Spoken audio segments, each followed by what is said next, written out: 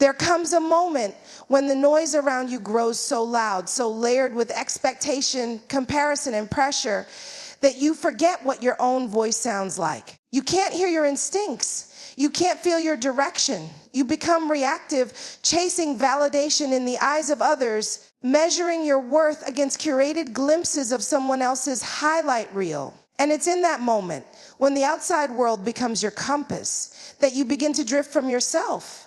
But when you focus on yourself, not in a surface level, self-centered way, but with depth, when you actually sit with your own mind, your own pain, your own potential, something radical happens. You begin to see clearly. Clarity doesn't shout. It doesn't compete. Clarity waits in silence. And most of us are afraid of that silence. We fill it with distractions, with noise, with business, because stillness forces us to confront what we've been avoiding, the truth about where we are, the truth about what we really want, the truth about the fact that we've let people speak louder into our lives than we've allowed God, intuition, or self-reflection to speak. Focusing on yourself invites that silence back. It says, let me turn down the volume on everyone else and turn up the frequency of my own inner wisdom. And that's where clarity begins. Not with answers, but with honesty. Psychologically, this shift is essential. When we're externally focused, we activate parts of the brain tied to social comparison and approval seeking. The reward centers get hit every time we're liked, noticed, affirmed. But it's shallow, addictive. It creates dependency. We wait to feel good until someone else tells us we're allowed to. But when we turn inward, something different happens. We activate self-awareness, metacognition, that sacred space where we can observe our own thoughts without judgment and ask, is this belief mine? Is this goal mine? Or was it handed to me by someone else's insecurity or someone else's dream? This is not about selfishness. This is about responsibility. Because when you don't know who you are, you become whatever the world projects onto you. You become a reflection of opinions rather than the expression of purpose. And I need you to understand, purpose doesn't scream. It doesn't sell itself. It waits for you to slow down enough to notice it. The philosopher Kierkegaard once said, the most common form of despair is not being who you are. Think about that. Despair isn't always about loss. Sometimes it's about never having fully shown up because you were too distracted by who you thought you had to be. When you focus on yourself, you stop asking, what do they expect from me? And start asking, what does alignment look like for me? You stop seeking permission to change, to grow, to walk away.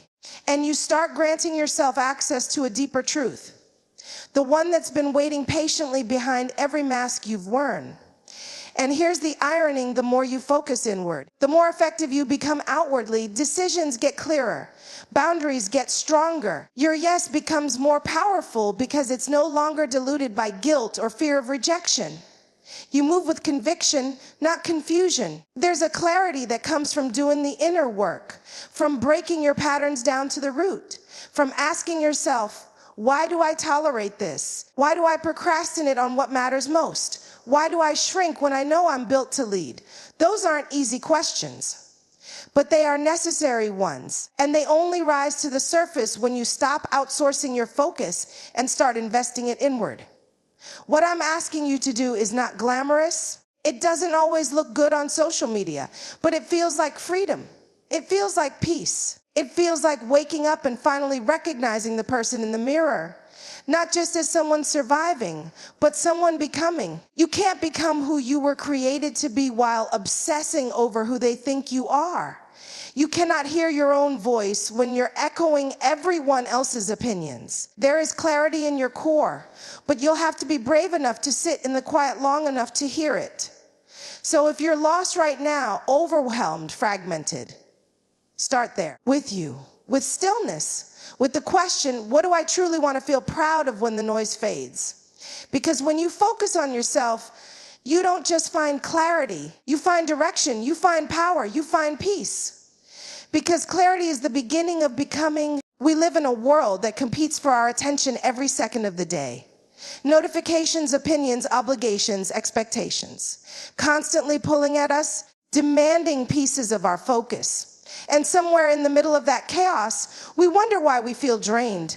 We wonder why we're working so hard but still not moving. Why our goals stay dreams and our peace stays out of reach.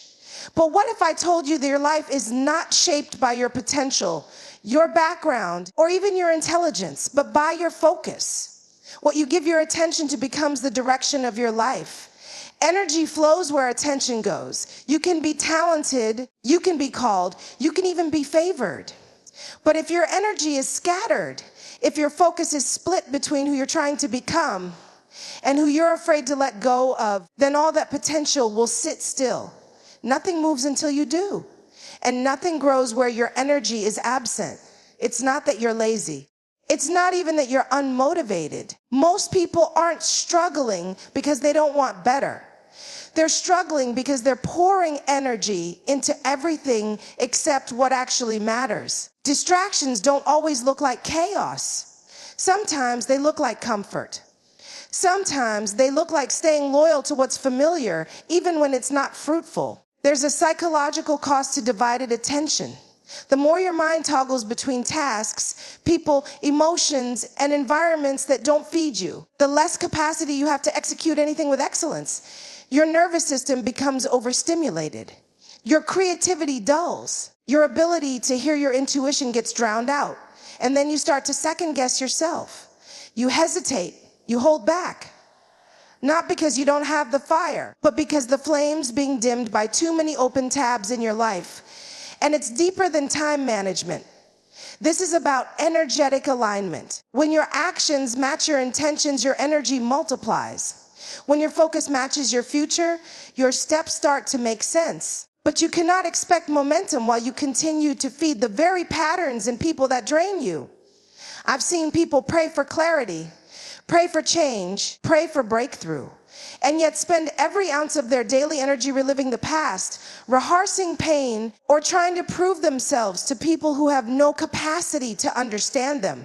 That's not alignment. That's emotional leakage.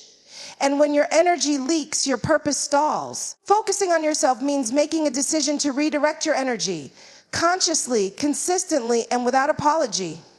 You've got to begin asking, where is my attention going right now? Is this thought, this habit, this relationship pulling me forward or holding me hostage? Because the hard truth is, every moment you give to something that isn't aligned is a moment stolen from the life you were designed to build. And let me tell you this, focus isn't just a tool. It's a weapon. Focus is how you dismantle distractions. Focus is how you outgrow patterns. Focus is how you take power back from anything that has kept you stuck in cycles of delay. You don't need more hours in a day. You need more intentionality in the hours you already have. That's where transformation begins. Not in doing everything, but in doing the right things with the right focus. You don't rise because you do it all. You rise because you finally realize what's worthy of your energy and what's not. And yes, this will require discipline. It will require that you disappoint some people. It will require that you sit with discomfort because clarity often costs comfort. But let me ask you, what's the cost of continuing to feed what doesn't feed you back? When you finally stop bleeding energy into what isn't yours to carry, you'll be surprised at how quickly things shift. Your peace comes back. Your sleep gets deeper. Your ideas flow more clearly. The right people begin to find you. Not because you chased them, but because your energy started speaking a different language. This isn't just spiritual. It's neurological. Focus restructures your brain. Energy follows attention, and attention carves new neural pathways. You literally become what you repeatedly give yourself to. So, if you want to change your life, don't start by changing your schedule. Start by changing your focus. Because your energy is the most sacred currency you have. And when you spend it right, everything else begins to align. Nothing changes until your focus does. And the moment it does, everything else starts to follow. Most people spend so much time trying to change what's around them. They change their job, their city, their circle, their appearance, believing that if they can just shift their surroundings, their life will fall into place. But let me challenge that thinking for a moment. What if life doesn't change around you until something changes within you? What if the energy you keep meeting in your environment is simply mirroring what you've been reflecting? You attract what you reflect, not just in relationships, but in outcomes, in opportunities, in the rhythms of your life. If you carry chaos, you will find it. If you lead with fear, you'll encounter resistance. If you're rooted in insecurity, you'll keep drawing people and situations that validate that low sense of self-worth. It's not punishment, it's reflection. The world has a way of holding up a mirror and asking, is this what you believe you deserve? And I know that's a hard truth to sit with, because it means that some of the patterns we've blamed others for we're participating in. Sometimes unconsciously. It means we have to take ownership of the energy we've been projecting. But here's the good news, that mirror works both ways.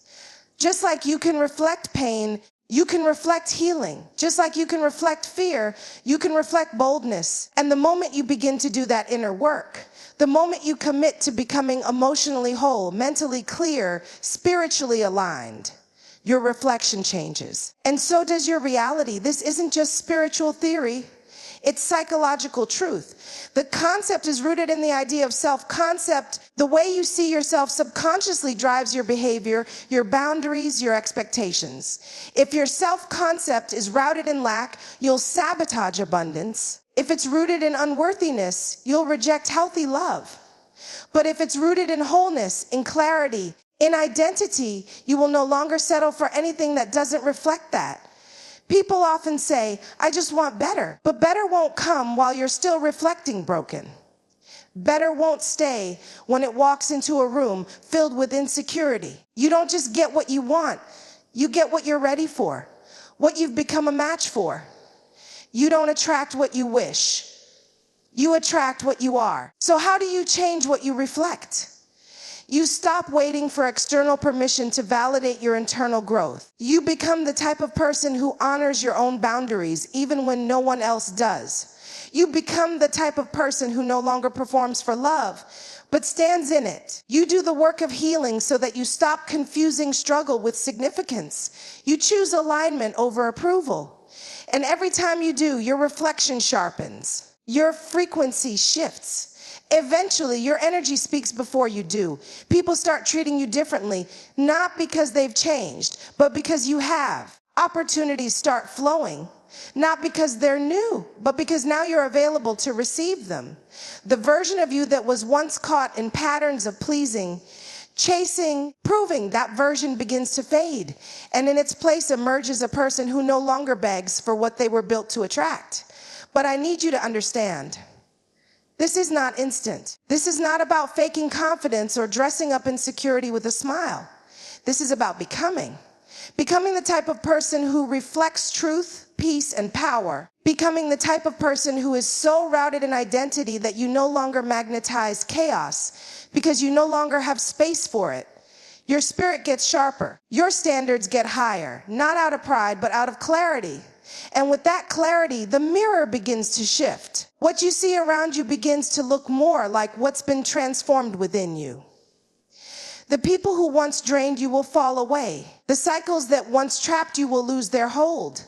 The life that once felt unreachable will feel like it's finally unfolding. Because now you are ready. It's never been about chasing more. It's always been about reflecting better.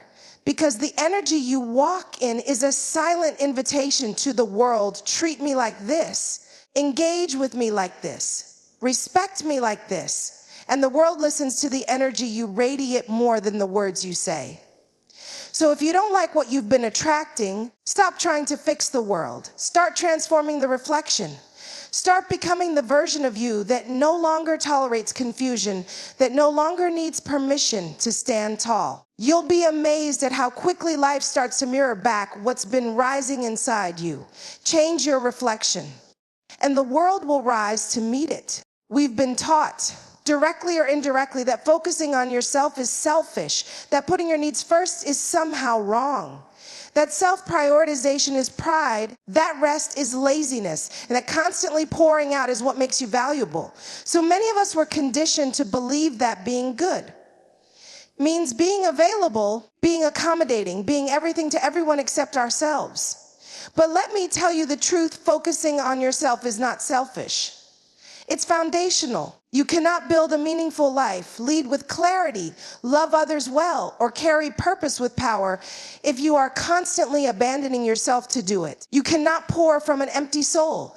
You can't sustain real growth when your identity is built on burnout. That's not humility. That's self-erasure. That's martyrdom disguised as virtue. And that mindset has kept too many people operating beneath their potential for far too long. When you focus on yourself, intentionally, consistently, and without guilt, you begin to shift your foundation. You start anchoring your identity in internal validation instead of external approval. You start recognizing that your worth is not tied to how much you do for others, but who you are when no one's asking anything of you. And hear me clearly. Focusing on yourself does not mean isolating yourself or ignoring your responsibilities. It means building a strong inner core so that you can show up from overflow, not obligation.